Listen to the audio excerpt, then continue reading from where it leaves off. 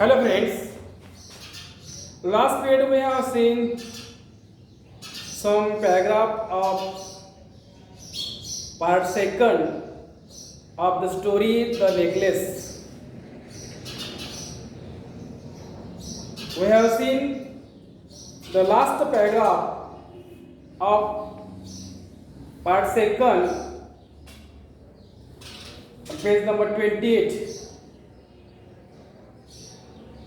At the end of 1 week, they had lost all hope. And Loisel, who suddenly looked at the declared we must consider how to replace the jewel. And so they went from jeweler to jeweler looking for necklace, like the other one, consulting their memories, both sick with grief and anguish. आपण पाहिलं की at the end, at first, Mr. and Mrs. Loisel found their necklace, diamond necklace, but didn't find their diamond necklace. At the end of the week, they had lost all hope. त्यांना बरेच दिवस त्यांनी शोध घेतला, परंतु त्यांना काही ते सापडलं नाही. शेवटी एक आठवडा संपल्यानंतर त्यांच्या सर्व आशा संपल्या आणि मग mister Loisel declare we must consider how to replace the jewel. आता आपण काय केलं पाहिजे, तर we must consider that mean we must thought, आपण विचार असा केला पाहिजे की how to replace the jewel, की आता तो कशा प्रकारचा दागिना आपल्याला कशा प्रकारे मिळाला पाहिजे याचा विचार त्यांनी केला. आणि मग ते शेवटी they went to from jeweller to jeweller.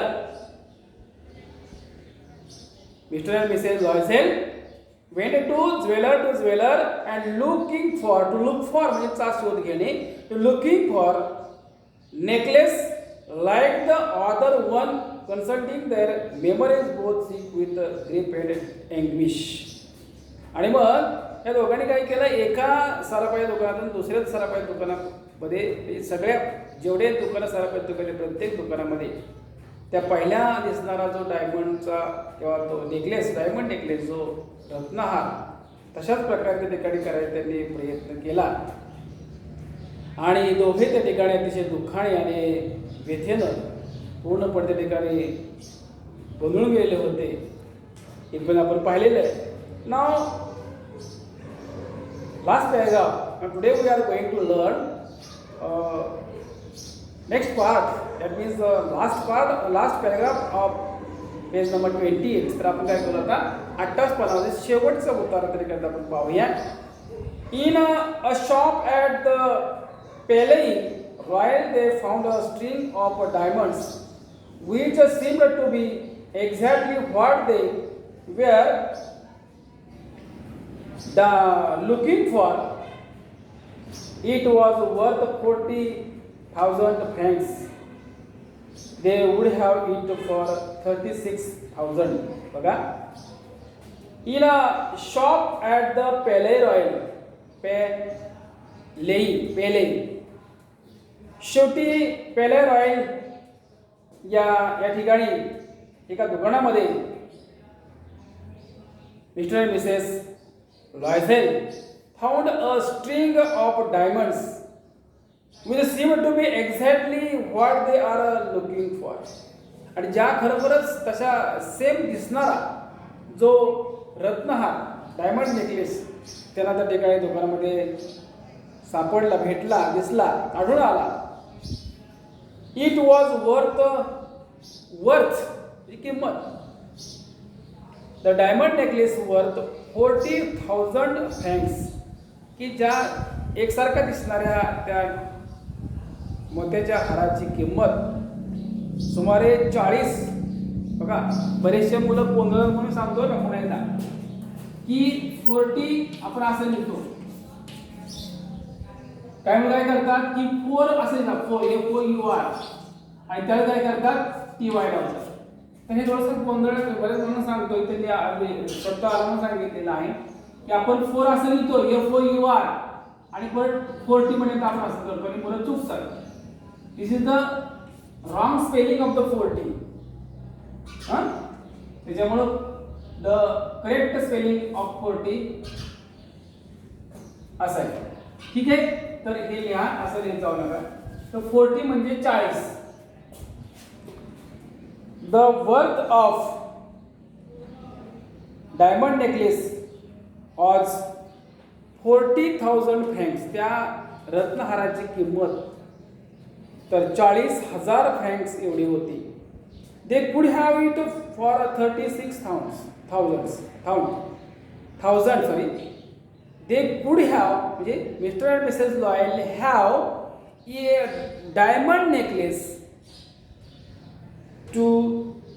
for 36,000.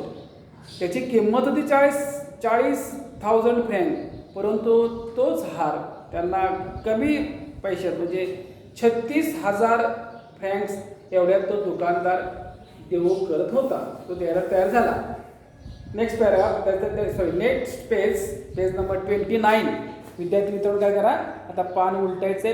आपण आता पान नंबर 29 वरती यायचं आहे सर्वांनी. So first paragraph of page number 29. So they begged the jeweler and not to sell it for 3 days, and they made an arrangement that he would take it back for 34,000 francs if the other necklace was found before the end of February. So Mr. and Mrs. Loisel begged the jeweler of shop, jewellery shop, त्या सराफाच्या दुकानदार जो सराफी आहे, तो सराफ आहे, त्या सराफाला या दोघांनी विनंती केली. काय विनंती केली? To not to sell the diamond necklace for 3 days. तर हा जो हार आम्ही चॉईस केलेला आहे, परंतु तुम्ही काय करा, 3 दिवस आमची वाट पहा. And not to sell the diamond necklace for 3 days. तुम्ही 3 दिवस हा हार काय विकू नका. And they made an arrangement that he would take it back for 34,000 francs if the other necklace was found before the end of the फेब्रुवारी. जर समजा फेब्रुवारी महिन्याच्या शेवटपर्यंत जर समजा आमचा जो हरवलेला जो हार जर सापडला, if the our diamond necklace was found before end of the February. हा हार आम्ही 36,000 नेतो, परंतु फेब्रुवारी महिन्याच्या म्हणजे फेब्रुवारी महिना अखेर पर्यंत जर हा आम्हाला आमचा जुना जर आमचा हार सापडला तर इट बॅक फॉर 34,000 फ्रँक्स. तर तोच हार तुम्ही काय करा, 34,000ला माघारी घ्या. अलग लक्षात. म्हणजे आमचा जर आता हा तुमचा आम्ही 36,000ला 3 दिवसामध्ये घेऊन जातो. 3 दिवस आम्ही तुम्ही वाट पहा. 3 दिवसामध्ये आम्ही काय करतो, तुम्हाला 36,000 फ्रँक्स आणून देतो आणि हा हार घेऊन जातो. ओके नाही, we will buy it in 36,000 francs. आम्ही हा काय करू, हा खरेदी होईल आमचा in 3 days. But our if our diamond necklace found in end of फेब्रुवारी, जर समजा आम्हाला तो फेब्रुवारी महिन्याच्या अखेरपर्यंत सापडला, तर हा जो तुमच्या दुकानातून घेतलेला जो हार, 2 हारची काय गरज आहे. पहिला हार आपल्याला नाही म्हणतो हा घेतोय. पहिला हार जर सापडला तर दुसरा जो तुमच्या दुकानात घेतलेला जो हार आहे तोच आम्ही काय करतो, परत रिटर्न करू आणि त्याची किंमत तुम्ही काय करा 34,000 हे दोघा दुकानदारामध्ये आणि मिस्टर आणि मिसेस लॉयझेलमध्ये हा थोडक्यात करार झाला की त्यांनी त्याची व्यवस्था केली की दुसरा हार काय करा तुम्ही 36 थोडक्यात 2,000 रुपये ह्या मिस्टर आणि मिसेस लॉयझेलला तो तोटा त्या ठिकाणी त्यांनी ती सहन करायचा. अशा प्रकारे त्यांनी तुमच्या एकमेकात त्यांनी ठरवून घेतलं. Next paragraph. Loisel had 18 Loisel had 18,000 francs which his father had left him. He would have borrowed the rest. बघा, Mr. Loisel's father give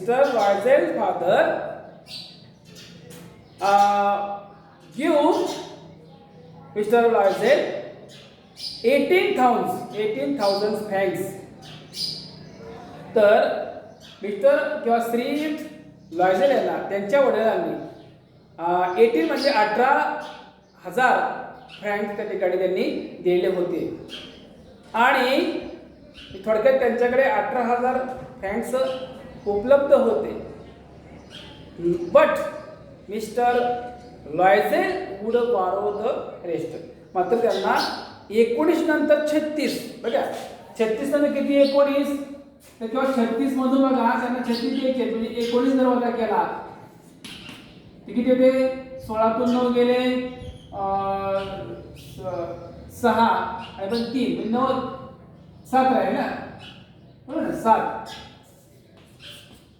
7 9 16 बरोबर आहे. आणि मग नंतर त्याला तो केला 1 नंतर एक 2 17 बरोबर 36 17 बरोबर आहे.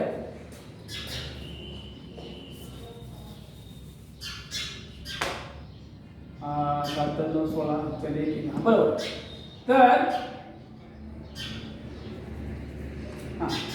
त्यांच्याकडे एवढे उपलब्ध आहेत 19,000 फ्रँक्स त्यांच्याकडे त्यांच्या वडिलांनी दिलेले आहेत आणि परत 17,000 फ्रँक्स त्याला काय करावं होते तर उसळून त्यांना घ्यावे लागणार होते. And he did borrow. Mister Loisel did borrow 17,000 francs आणि मग शेवटी 17,000 फ्रँक्स त्यांनी काय केले उसने घेतले. He gave note made ruinous agreements dealt with every type of money lender. Then he went to get the new necklace and laid down on the jeweler's counter 36,000 francs.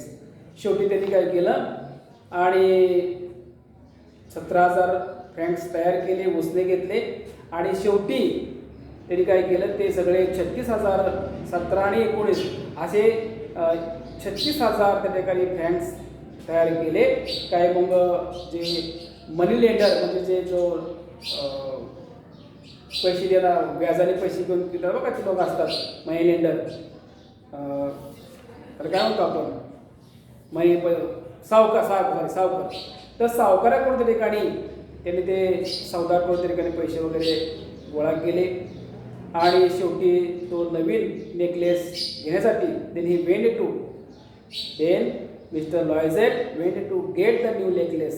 तर तो नवीन नेकलेस किंवा नवीन हार घेण्यासाठी ते त्या दुकानामध्ये गेले. And let down on the jeweller counter 36,000 francs आणि त्या दुकानदाराच्या टेबलावरती किंवा त्यांच्या दुकानदाराला काउंटर म्हणजे टेबल होतं त्याचा तो पैसे घेण्याचा, तर त्या टेबलावरती 36,000 फ्रँक्स त्यांनी ते ठेवले. Then madam Loisel took the necklace back.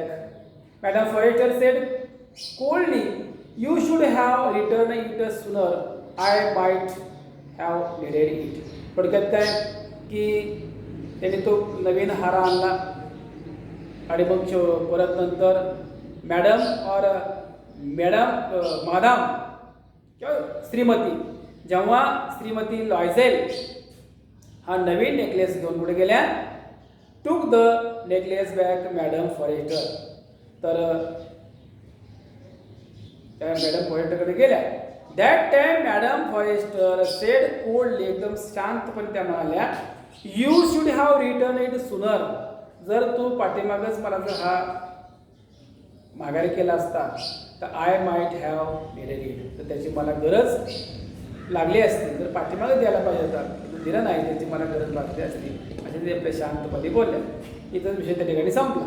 The end of that subject. तो हार वगैरे हरवला, परत माघारी कशा प्रकारे ते काय करण्यासाठी काय काय त्यांना करावं लागलं आणि तो दिला की त्या ठिकाणी विषय संपला.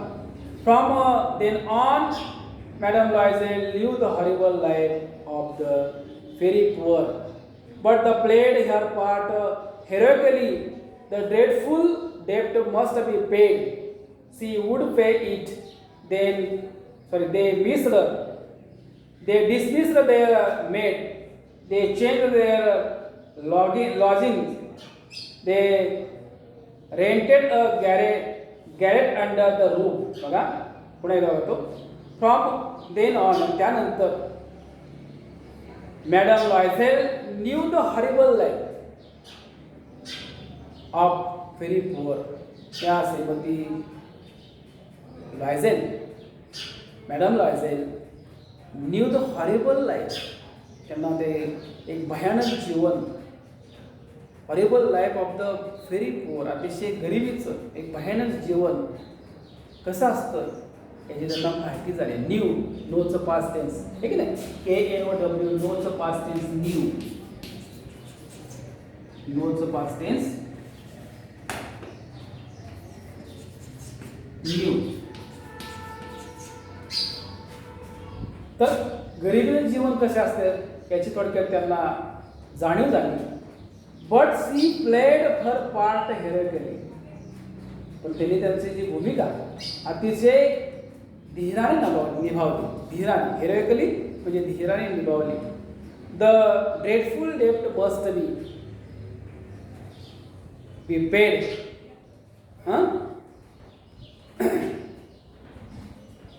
द ड्रेडफुल डेप्ट मस्ट बी पेड.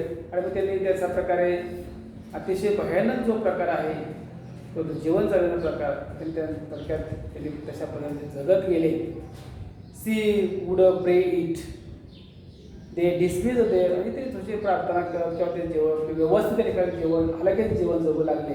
काय बघा कसं हलकेच जीवन जगू लागले तर दे dismiss there made.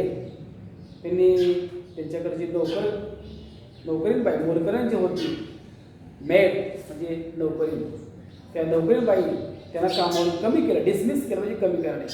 They change there lodging. त्यांचं थोडक्यात राहतं घर, त्यांनी काय केलं त्यांचं राहतं घर बदललं. And they rented a garret under the roof. आणि एक छप्पर असलेलं एक भाड्याचं घर, रेंटचं अर्थ म्हणजे भाडं, ते एक छप्पर असलेलं एक मजबूत असलेलं घर त्या घरामध्ये त्या ठिकाणी भाड्याने त्या ठिकाणी राहू लागले. Next paragraph. She came to know the drudgery of housework, the odious labor of the kitchen.